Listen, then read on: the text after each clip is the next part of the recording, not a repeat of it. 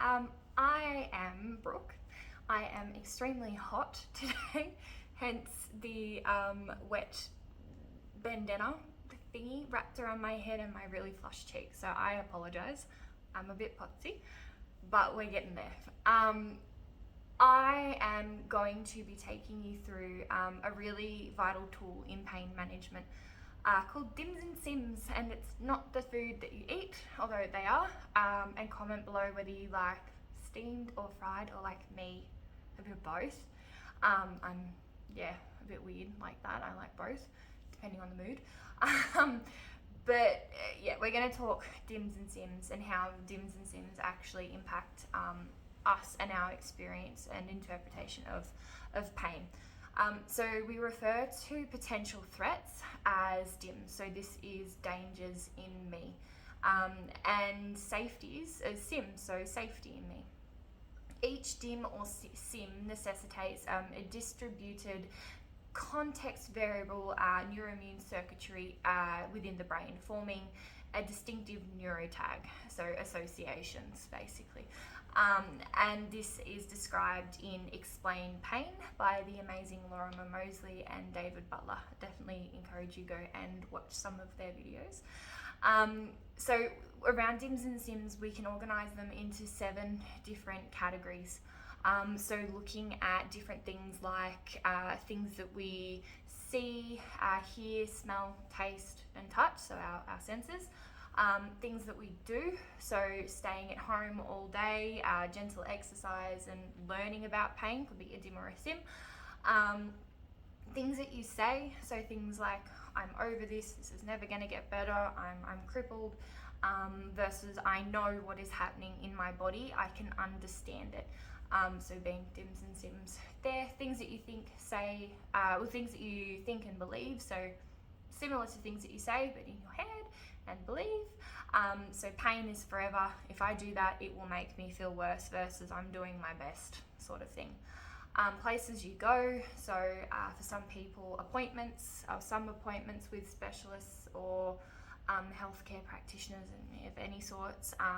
Hospitals are a big DIM for people, or a cafe might be a bit of a SIM or a DIM.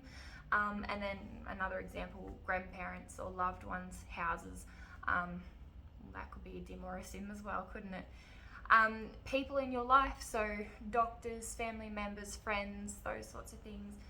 And then things happening in your body. So looking at pain itself is a DIM, but in a way it's also a SIM.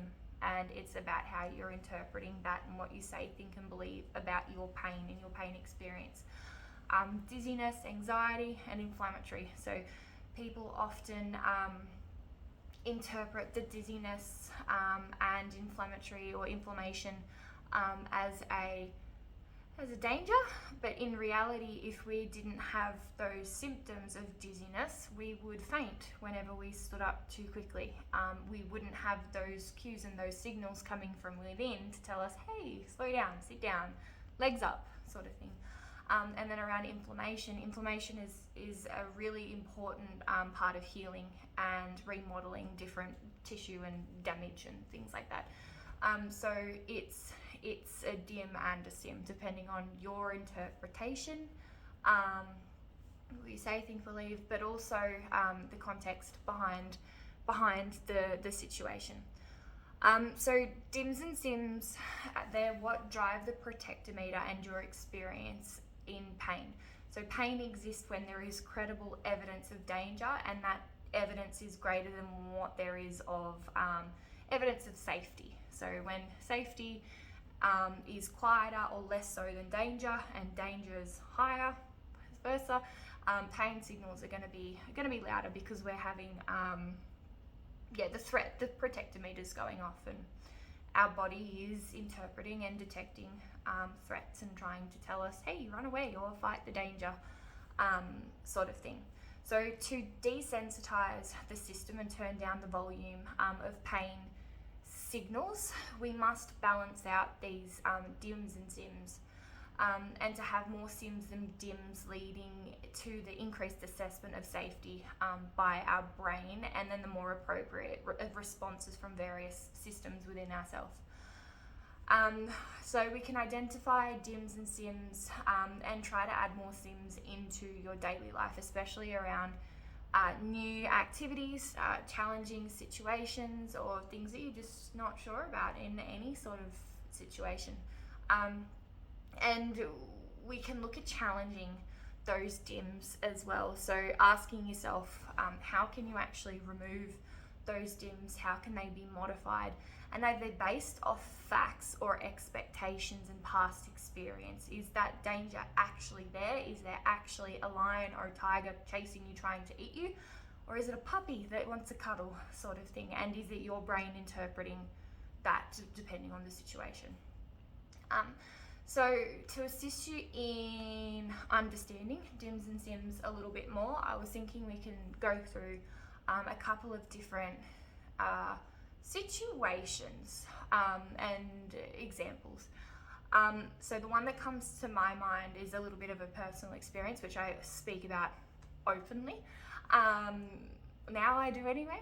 I myself live with chronic pain, more specifically complex regional pain syndrome in my right shoulder after many dislocations, subluxations, and being told it's all in your head and nothing's wrong with you and all of that sort of stuff.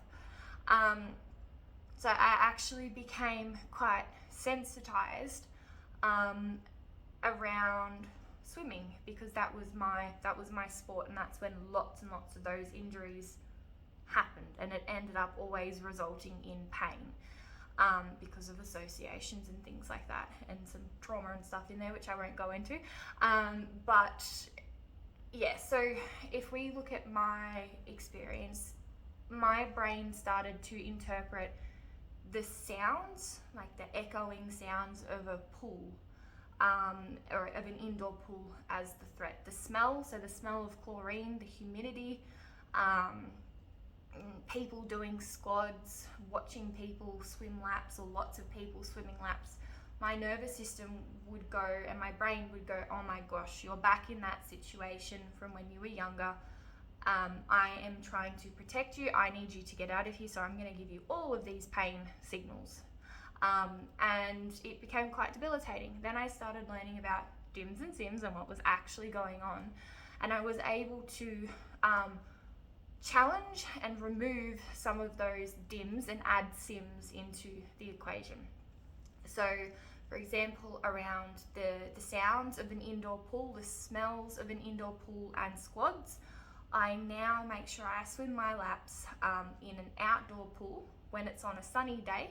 It's hot, squad's not on, and the smell of chlorine's not a factor because you're in the outdoors, sort of thing. That eliminated quite a few DIMS. It eliminated quite a few DIMS. And then I went, right, how can I increase safeties? So it was around things that I would say, think, and believe. I am not training in a squad. There are no expectations of me. I am safe, I am in control. This is actually my choice to be swimming these laps. I want to be swimming these laps. And then afterwards, I would go outside, or I was already outside in an outdoor pool, but I would sit in the sun, lay in the sun, and feel the heat in my body, because heat was a big sim for me in terms of my pain management and my experience. So now I'm actually able to swim 20 laps every couple of days, and no pain, or minimal pain, sort of thing. Occasionally there's a little bit of pain, but I know what is going on and I know how I can control it. So if you're comfortable, drop some comments below. I'd love to hear about your experiences with DIMS and SIMS, what you've taken from this video.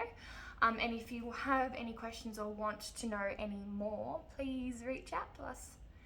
Apologies for my sweaty face. It is hot. I will see you later. Bye.